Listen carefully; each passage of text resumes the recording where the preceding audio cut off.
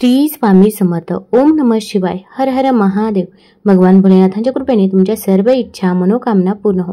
उद्या आहे शनी अमावस्या. शनी अमावस्येच्या दिवशी जर आपण काही उपाय केले, काही सेवा केल्या तर त्या खूप म्हणजे खूप प्रभावी ठरत असतात. पण या दिवशी जर आपल्याकडून काही चुका झाल्या तर त्याचे दुष्परिणाम देखील आपल्याला भोगावे लागतात. भरपूर वेळा आपल्याला काही गोष्टी या माहीत नसतात आणि आपल्याकडून या चुका होऊन जातात. अगदी आपण जाणून बुजून तर या चुका करत नाही, पण आपल्याकडून या चुका झाल्यामुळे त्याचे दुष्परिणाम आपल्याला भोगावे लागतात.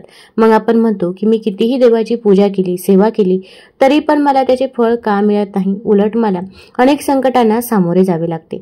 आता या शनी अमावस्येच्या दिवशी अशा काही भाज्या आहे की ज्या चुकूनही घरामध्ये बनवायच्या नाही. तसेच आपल्या घरामधील अशा काही वस्तू आहे की ज्या चुकूनही कुणाला द्यायच्या नाही आणि अशा काही वस्तू आहे की ज्या आपण घरामध्ये देखील आणायच्या नाही. आपण जर त्या वस्तू घरामध्ये आणल्या तर आपल्या घरामधील माता लक्ष्मी ही निघून जात असते व आपल्याला अनेक संकटांचा सामना हा करावा लागत असतो. मग या दिवशी काय करावे व काय करू नये याबद्दलची माहिती मी आज तुम्हाला या व्हिडिओमधून देणार आहे. तत्पूर्वी तुम्ही ऑलराऊंडर या मराठी यूट्यूब चॅनलमध्ये नवीन असाल तर चॅनल लाईक करा आणि सबस्क्राईब देखील करा. तसेच कमेंटमध्ये श्री स्वामी समर्थ किंवा हर हर महादेव लिहायला विसरू नका. सनातन धर्मात शनी अमावस्येला अत्यंत महत्त्व आहे. या दिवशी शनिदेवाची कृपादृष्टी मिळवण्याकरता पूजा केली जाते. ज्योतिषशास्त्रानुसार शनी अमावस्येच्या दिवशी काही उपाय केल्यास शनी दोष आणि पितृदोषातून देखील मुक्ती मिळते. पंचांगानुसार वर्षभरात आपल्याकडे 12 अमावस्या असतात. प्रत्येक अमावस्या पवित्र आणि विशेष मानली जाते. मात्र शनी अमावस्या ही अत्यंत महत्त्वाची मानली जाते. शनिवारी येणारी अमावस्या म्हणजे शनी अमावस्या. शनी महाराजांना न्याय व कर्माचा देवता म्हटले जाते. शनी अमावस्येच्या दिवशी मोहरी किंवा तिळाचे तेल शनिदेवाला अर्पण करावे. या दिवशी शनिदेवाला काळे तीळ आणि मोहरीच्या तेलाचा दिवा लावावा. तसेच ओम शनिश्चराय नमः या मंत्राचा 108 वेळा जप करावा. यामुळे शनिदेवाकडून आशीर्वाद मिळतात. तसेच घरात धन समृद्धी वाढते. शनी अमावस्येच्या दिवशी पिंपळाच्या झाडाला जल अर्पण करावे. पिंपळाच्या झाडाखाली मोहरीचा तेलाचा दिवा लावावा. हनुमान चालीसाचे पठण करावे. यामुळे पैशाशी संबंधित समस्या सुटतात. आर्थिक तंगी देखील दूर होते. तसेच घोड्याच्या नालीचे उपाय अनेक बाबतीत केले जातात. याचा प्रभाव देखील शक्तिशाली असल्याचे पाहायला मिळते. त्यामुळे शनी अमावस्येच्या दिवशी घराच्या किंवा दुकानाच्या मुख्य दरवाजावर घोड्याची नाल लावावी. असे केल्याने आर्थिक स्थिती मजबूत होते. शनी अमावस्येच्या दिवशी काळे तीळ, उडीद डाळ आणि लोखंडाच्या वस्तू दान कराव्यात. गूळ आणि पिठाचे छोटे छोटे गोळे बनवून ते आपण माशांना खायला द्यावे. यामुळे देखील आपली शनी दोषापासून मुक्ती मिळते आणि घरामध्ये सुख समृद्धी येते. तसेच आपली आर्थिक टंचाई देखील दूर होत असते. शनिदेवाला न्याय आणि कर्माची देवता मानले जाते. ज्याच्यावर त्यांचे आशीर्वाद येतात त्यांचे जीवन आनंदी आणि सुख समृद्धीने भरलेले असते.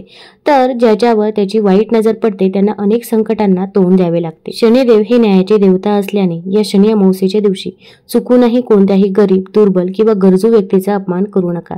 असे केल्याने शनिदेव रागावू शकतात आणि तुम्हाला त्यांच्या क्रोधाला सामोरे जावे लागू शकते.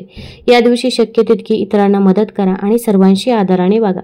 तसेच या दिवशी जेव्हा आपण शनी महाराजांच्या मंदिरामध्ये जाऊ तेव्हा डोळ्यामध्ये आपण डोळे घालून अजिबातही बघायचं नाही. आपण अगदी खाली वाकूनच नमस्कार करायचा आहे. तसेच अगदी आपल्याला रोज जरी काही जमले नाही तरी पण आपण शनिवारी किंवा शनी अमावस्येच्या दिवशी कुत्र्याला पोळी खाऊ घालायची आहे. पोळीला मोहरीचं तेल लावावं आणि त्यावरती थोडासा गूळ पसरवायचा आहे आणि ही जर पोळी आपण कुत्र्याला खायला दिली तर आपल्या आयुष्यातील संकटे हे दूर होत असतात. तसेच शनी महाराजांचा आशीर्वाद हा आपल्याला प्राप्त होतो. तसेच या अमावस्येच्या दिवशी आपण अशा काही वस्तू आहे की ज्या चुकूनही घरामध्ये आणायच्या नाही. घराची स्वच्छता करण्यासाठी झाडू व केरसुनी सर्रास वापरली जाते. समुद्र मंथनातून जी रत्ने बाहेर पडली त्यासोबत अलक्ष्मीही आली. केरसुनी आणि कावळा ही तिची चिन्हे आहेत. गाढव हे तिचे वाहन असते. लक्ष्मी पूजनाच्या दिवशी अलक्ष्मी निस्सारण केले जाते. अलक्ष्मी ही अशुभाची, दुर्भाग्याची, अपयशाची देवता मानतात. अलक्ष्मी घरात येऊ नये म्हणून लक्ष्मी पूजनच्या दिवशी झाडूची पूजा करण्याची प्रथा पडली आहे. मात्र दक्षिण भारतात अलक्ष्मीचे प्रस्थ मोठे आहे. अमावस्येला लक्ष्मी देवीचे पूजन केले जात असल्यामुळे या दिवशी घरात नवीन झाडू वा केरसुनी आणू नये असे सांगितले जाते. या दिवशी केरसुनी आणल्यास तिचा लाभ आपल्याला मिळत नाही व लक्ष्मी देवी देखील नाराज होते व तिचा नकारात्मक परिणाम हा आपल्याला बघायला मिळत असतो. तसेच अमावस्येच्या दिवशी तेलाने मालिश करू नये असे सांगितले जाते. यामागे लोकमान्यता असल्याचे म्हटले जाते. याचा संबंध पितरांशी जोडला जातो. अमावस्येच्या दिवशी अनेक ठिकाणी श्राद्धविधीही उरकण्यात येतो. तसेच अमावस्या हा चंद्राच्या संक्रमणाचा काळ मानला जातो.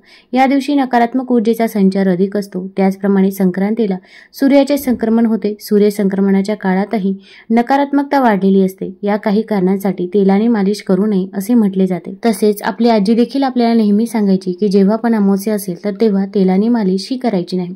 तसेच अमावस्येच्या दिवशी कणिक धान्य आणू नये असे मानले जाते. तसेच धनधान्य यांचा संबंध लक्ष्मी देवीशी आहे, यामुळे पितृदोष लागू शकतो. अमावस्येच्या दिवशी कणिक किंवा धान्य आणल्यास त्याचा लाभ आपल्याला मिळत नाही. अमावस्येला पितरांचे श्राद्धविधी करतात, त्यामुळे या दिवशी आपण कणिक किंवा धान्य आणायचं नाही. त्याआधी व नंतर आणले तर चालते, पण हा दिवस आपण टाळायचा आहे. तसेच आता आपल्या इथे काही कार्यक्रम असेल, विवाह असेल किंवा वाढदिवस असेल, त्यासाठी आपल्याला काही साहित्य घरी आणायचं असेल तर ते देखील आपण या दिवशी आणायचं नाही. तुम्ही इतर कोणत्याही दिवशी आणू शकता, पण हा दिवस आपण टाळायचा आहे. कारण की अमावस्येचा संबंध पितरांशी जोडल्याच्या अनेक कथा आपल्याला आढळतात. त्यामुळे या दिवशी शुभ कार्यासाठी लागणारे साहित्य किंवा पूजन घरात आणू नये असे सांगितले जाते. असे केल्यास नकारात्मकता येते, शुभ कार्यात विघ्न येऊ शकतात. पूजा साहित्य हे शुभ कार्यासाठी वापरले जाते. अमावस्येच्या दिवशी करायचे जे काही पूजन आहे तर ते देखील साहित्य आपण अगोदरच आणून ठेवायचे आहे. तसेच या अमावस्येच्या दिवशी जर आपल्याला कोणी काही खायला दिलं तर ते देखील आपण तो पदार्थ ग्रहण करायचा नाही. कारण की पहिल्या काळामध्ये या गोष्टी भरपूर घडायच्या, पण आता ते कुठेतरी कमी झाले, पण अजून पण या गोष्टी चालूच आहे. कारण की प्रत्येक व्यक्तीला आपल्याबद्दल, आपल्या मुलांबद्दल चांगलेच वाटते असे नाही.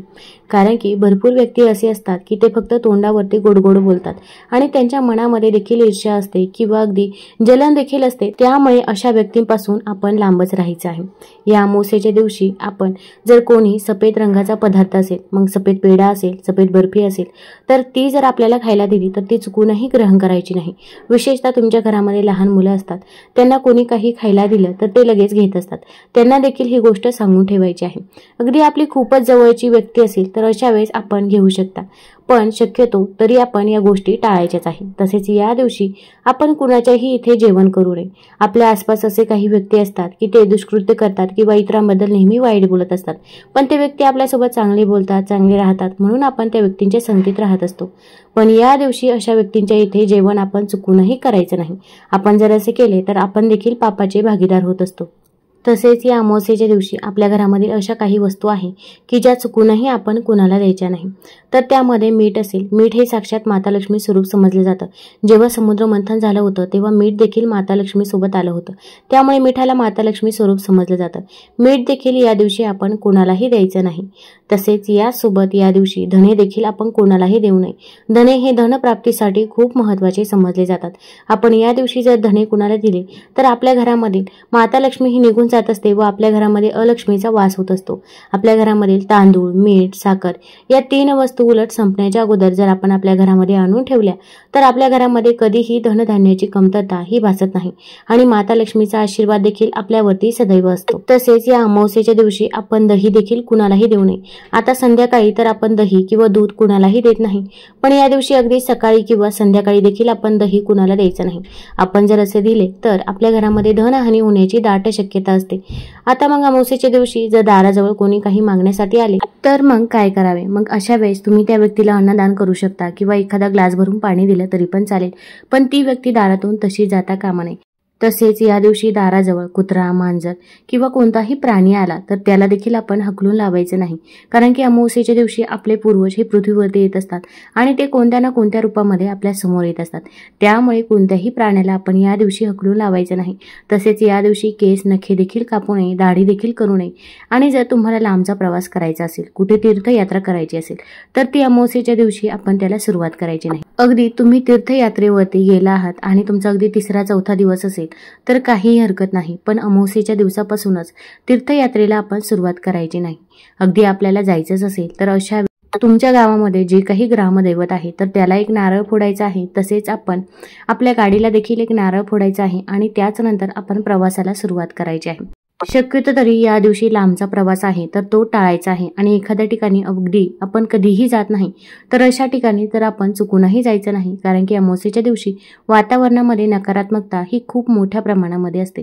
या दिवशी काळ्या रंगाचे कपडे देखील परिधान करू नये, कारण की काळ्या रंगाचे कपडे ही नकारात्मकता हे शोषून घेत असतात. मग अगदी काळ्या रंगाच्या बांगड्या असतील, काळ्या रंगाची टिकली असेल तर ती देखील लावायची नाही. मॅचिंगच्या काळामध्ये आपण या सर्व गोष्टी विसरून जात असतो. तसेच या दिवशी घरामध्ये भांडण, तंटे, वादविवाद देखील होऊ द्यायचे नाही.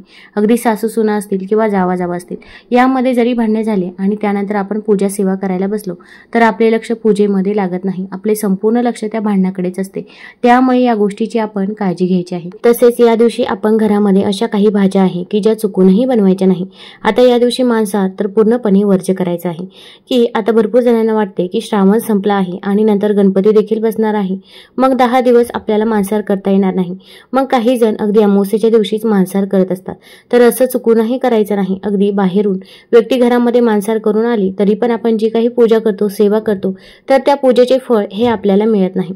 त्यामुळे या गोष्टीची काळजी घ्यावी. आपल्या घरातील व्यक्तींना सांगून ठेवायचं आहे. तसेच कांदा लसूण देखील वर्ज्य करायचा आहे, कारण की कांदा लसूण हा तामसिक आहारामध्ये मोडला जातो. आता या अमावस्येच्या दिवशी आपल्याला घरामध्ये काही भाज्या बनवायच्या नाही. तर त्यामध्ये पहिली म्हणजे आपण कोबीची भाजी बनवायची नाही, तसेच आपण मसूर डाळ बनवायची नाही आणि आपण वांग्याची भाजी बनवायची नाही. या भाज्या आपण या अमावस्येच्या दिवशी चुकूनही बनवायची नाही, याची आपल्याला काळजी घ्यायची आहे. तुम्हाला जर हा व्हिडिओ आवडला असेल तर आपल्या ऑलराऊंडर या चॅनलला लाईक करा, सबस्क्राईब करा. धन्यवाद.